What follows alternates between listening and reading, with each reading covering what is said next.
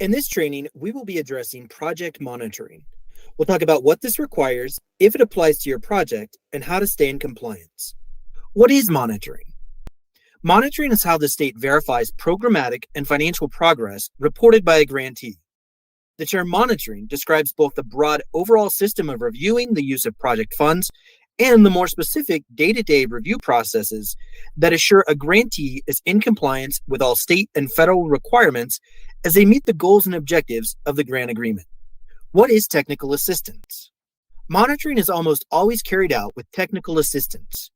Technical assistance is the process of providing targeted support to an organization to build capacity to meet regulatory requirements. OIT uses a collaborative approach that supports grantees through virtual and on-site technical assistance to address identified needs.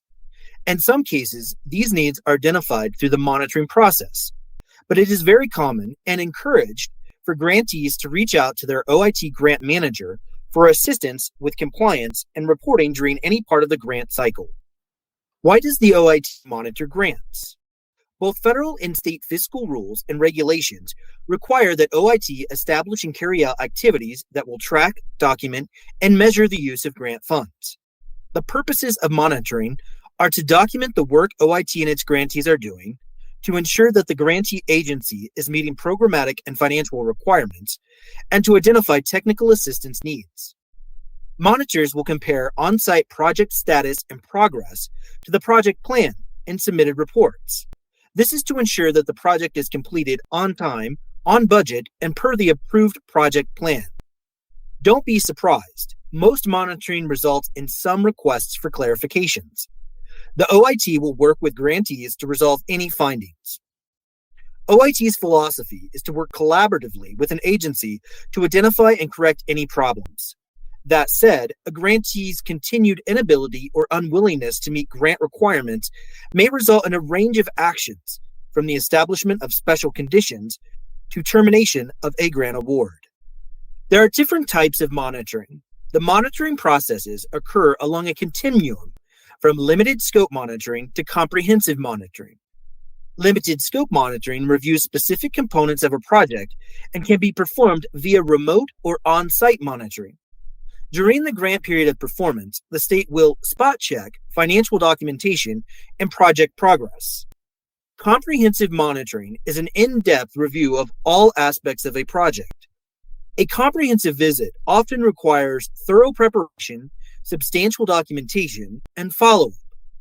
Both types of monitoring may include various processes, including remote monitoring, telephone and email contacts, in-office visits, and on-site monitoring, all of which may be supplemented by technical assistance and training.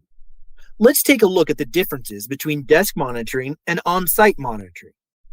With desk monitoring, the grantee will submit documentation electronically, and the state will review it remotely. It includes the review of financial and narrative reports, audit reports, and correspondence. Desk monitoring is performed continuously throughout the course of the grant award period. On-site monitoring includes a visit by an OIT grant monitor to the project site and/or grantee's office to review financial and/or project progress in person. Grant awards will be selected for on-site monitoring based on the requirements of individual funding sources and/or risk designation. It is the policy of OIT that most OIT grantees will receive an on-site monitoring visit from OIT staff at least once per year. A financial review will take place during monitoring. Grantees must retain all documentation to support financial requests for payment. During monitoring, the state will confirm that the amount requested for reimbursement is limited to actual costs and is supported by documentation. Backup documentation should match the accounting subledger and financial reports exactly. Possible items for review may include, but are not limited to, supplier-contractor invoice documentation, contractor suspension debarment review, contract language review, and subledger accounting.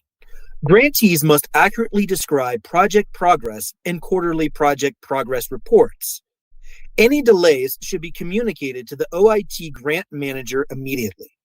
On-site progress should match approved engineering, project plan, and progress reports. Possible items of review include, but are not limited to, materials purchased, construction progress, workforce, and safety. Does grant monitoring apply to my project? Yes. All grants are monitored for financial and programmatic compliance with federal and/or state regulations. What do I have to do? Monitoring is a way to confirm the actual status of the project against what was reported. Often there is limited notice of an on-site visit or documentation request. The expectation is that grantees will be prepared to show progress at any time. Respond promptly to requests for documentation and notifications for monitoring with well-organized backup. Resolve any corrections from monitoring as quickly as possible and send documentation of those corrections to the grant monitor promptly. The state must be confident in the grantee's ability to administer the project and provide accurate documentation quickly and succinctly as to how the project is being implemented. It is imperative that grantees notify their grant managers immediately of any known challenges in order to identify appropriate solutions and ensure your success.